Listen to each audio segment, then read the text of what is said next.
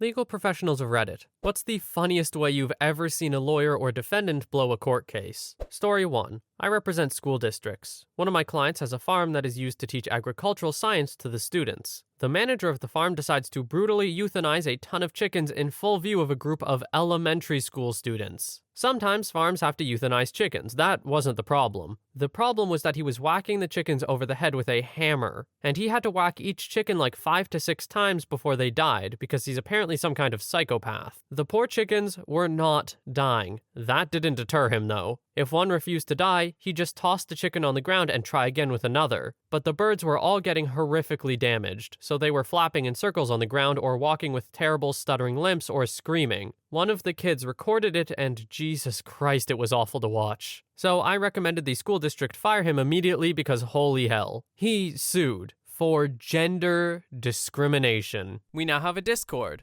Check out the server in the link in the description. Story 2. My brother was on a jury back in the days of MySpace. A woman had been hit by a big rig during foggy weather. She was suing for a back injury. The last day of the trial, they asked her if she has a MySpace account and brought up her site for the jury to see. I think all profiles were open back then. There's a picture of her dancing on the hood of a car, and right next to it is a text exchange of her saying that they shouldn't go out too much because her lawyer says that she has to look injured. Needless to say, she lost that case. Story 3. A funny historical one here. Marshal Ney is on trial for treason after Napoleon gets overthrown for the second time. His lawyer desperately tries to save the marshal's life with an unusual take on things. Due to a border change, Marshal Ney's hometown was, at the time, in Prussia. Therefore, argued the lawyer, Marshal Ney was not technically French and accordingly could not be guilty of treason. Marshal Ney disagreed and shouted out to the court, "I am French and I will remain French!" He was subsequently found guilty and sentenced to death. This also has a double whammy with badass last words. He was asked for and was given permission to lead his own firing squad. His last words to them were, "Soldiers, when I give the command to fire, fire straight in my heart. Wait for the order. It will be my last to you.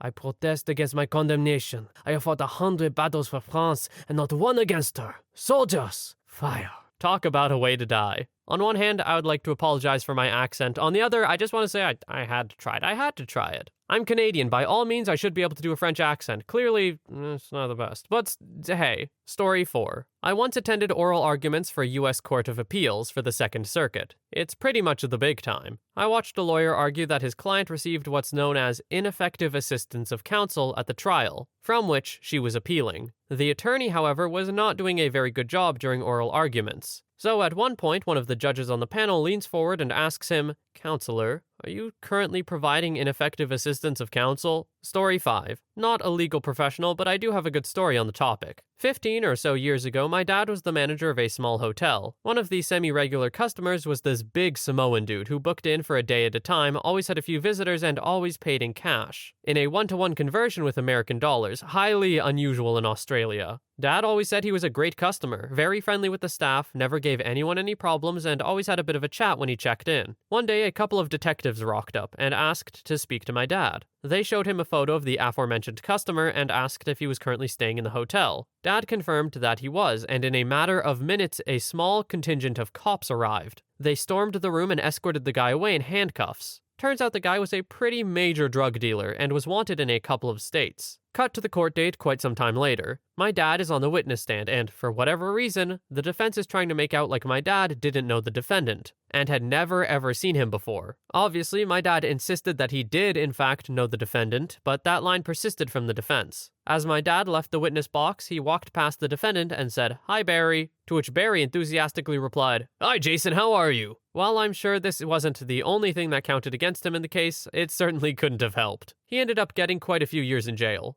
Asking how someone is when you are on trial seems like he's been through this before. He's just sitting there like, yeah, I'm gonna get put away for a few years, whatever. Story 6. My father is an attorney, and he always had a story for us when we'd ask him this question. He tells it way better than I do, but I'll give it a shot. Some dude was allegedly smashing a wall with a sledgehammer with others in order to break into a private property. The cops rolled up and he's the only one to get caught. Fast forward a few months and this guy's in court. Apparently a cop says something about how the defendant was the only one caught, but there were 2 other men who fled on foot and couldn't be apprehended. My father's client's face lights up in an aha moment and immediately tells the judge, "Not true, there were 4 of us." I guess he thought that if he could disprove something someone said in the moment, he'd be let go. Safe to say he was found guilty of vandalism. My father says the judge just kinda sighed and told my father it would be a good idea to keep his client quiet. Story 7. Defendant is apprehended for warrants and asks the judge for bail. Tells judge he moved and was not served with the warrants. Some question as to his identity. Judge asks the defendant where he was born.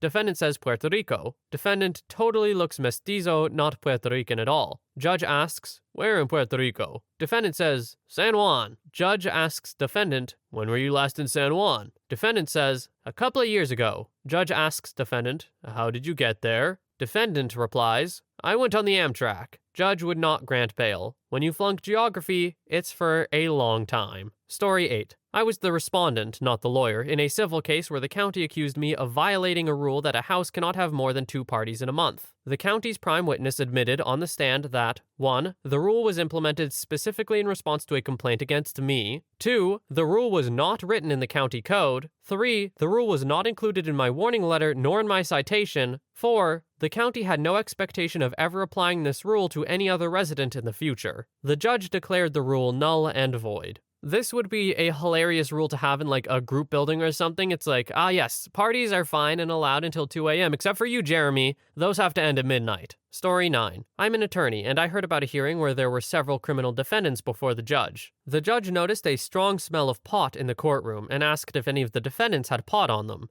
No one came forward and the judge proceeded, but the odor became stronger and stronger. Finally, one of them came forward and had several bags of weed on him. I'm not sure what his charges were before that day, but I wouldn't have wanted to be his attorney. Is this just in TV shows, or do they not pat you down before you go into a courtroom or something like that? And I guess if they don't, just why? Why would you bring that there? What could you possibly need that for? Story 10. I'm a bankruptcy paralegal. I used to work for a Chapter 13 trustee who told me this story. A debtor who had filed a Chapter 7 bankruptcy was going through the normal questions at his 341 meeting. This meeting is a hearing without a judge, where the trustee asks debtors simple questions regarding their situation and the paperwork they filed. Creditors may also question the debtor, but other than the IRS, none ever show up. And when I was there, the IRS representative always fell asleep, and I'd have to wake her when one of the cases she was there for was called. For the most part, it takes no more than 5 minutes per case. The hearing basically exists for the debtor to affirm under oath that to the best of their knowledge, their paperwork is complete and accurate, and for the trustee to address any issues he has with the case before the case is confirmed and allowed to take its natural course. With few exceptions, an attorney has done all their paperwork for them and is with them,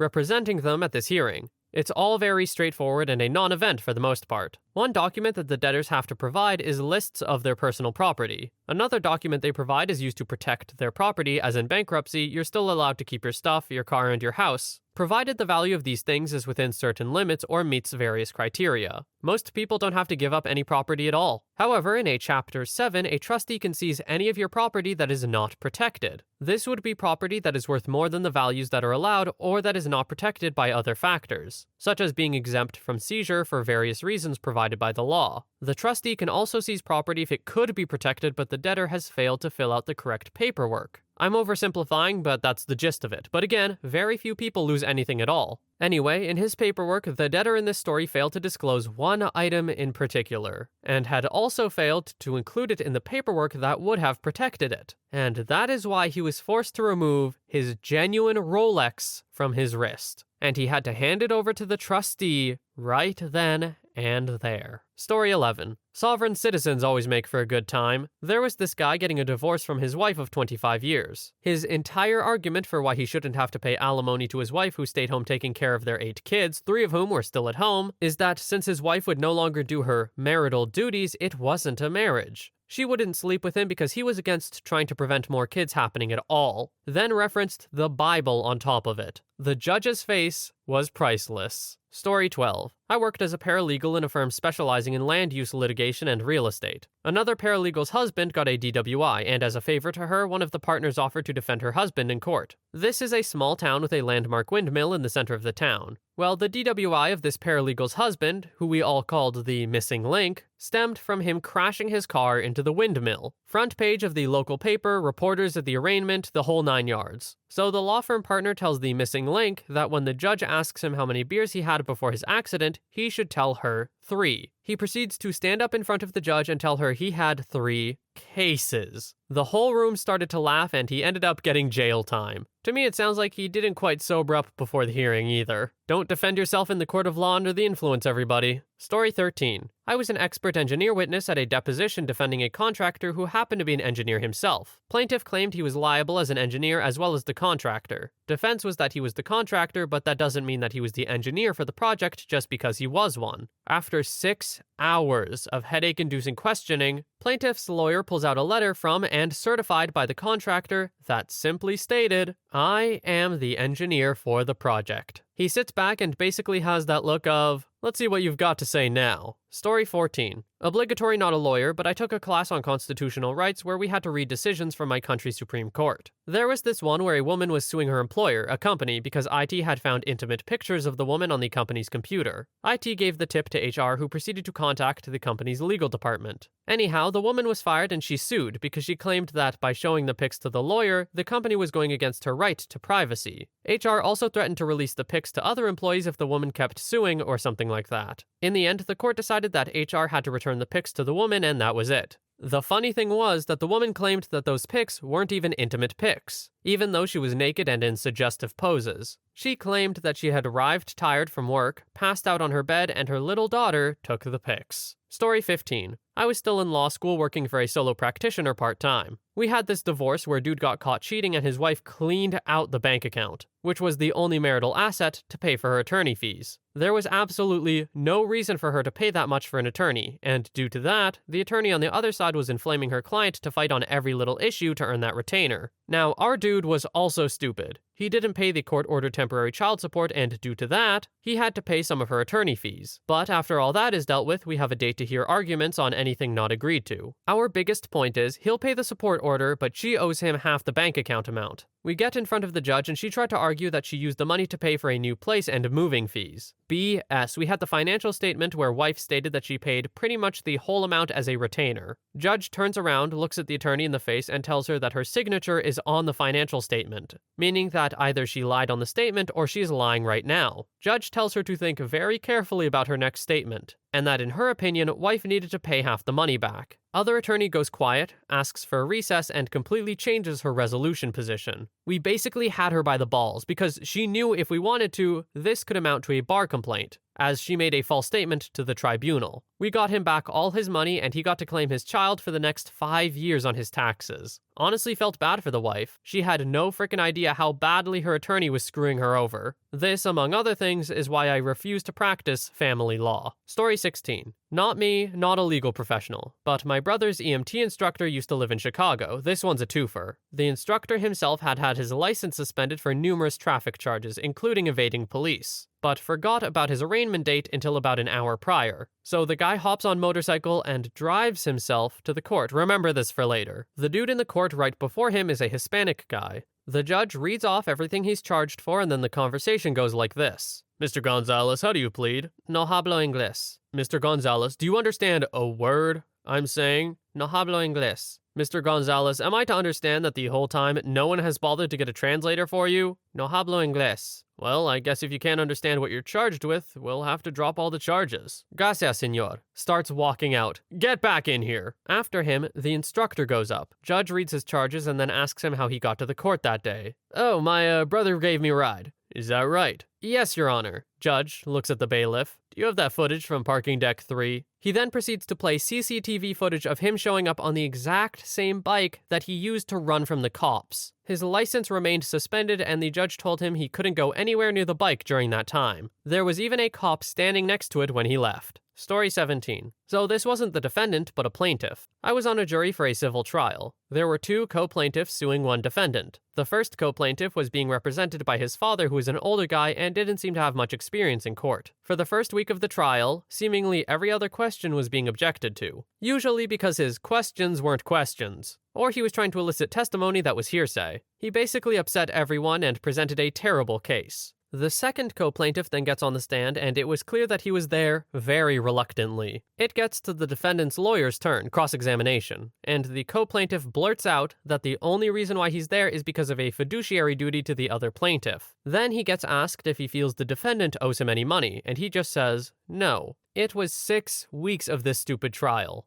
It wasn't every day and there was no trial during the week of Thanksgiving, but it was still excruciating. And we, the jury, ended up awarding no money to anyone. What a colossal waste of time. Story 18. Not my case, but still a personal favorite. I was sitting in court waiting for my turn. Case going was a littering case. Officer said he saw the defendant throw the clear wrapper on a pack of gum out his window. Guy decided to defend himself. Girlfriend takes the stand. Officer has already testified. Guy asks, "Did I throw a gum wrapper out the window?" She replies, "No, you did not," with this huge grin on her face. The defendant is now also grinning and goes, "What did I throw out the window?" To which she replies, "It was the plastic wrapper from your cigarettes." Guy rests his case right there. Literally thought he would get off because the officer couldn't properly identify the clear plastic that he admits to throwing out the window. Story 19. I used to be a police officer and spent a lot of time in court and saw a lot of things go really wrong for people. But the one that sticks out is a guy who was up for a DUI. He started relaying his side of the story and tells the judge he only had 2 bottles of wine. His lawyer is desperately trying to tell him to stop talking, and he yelled at his own lawyer, "Don't interrupt me!" And the judge says,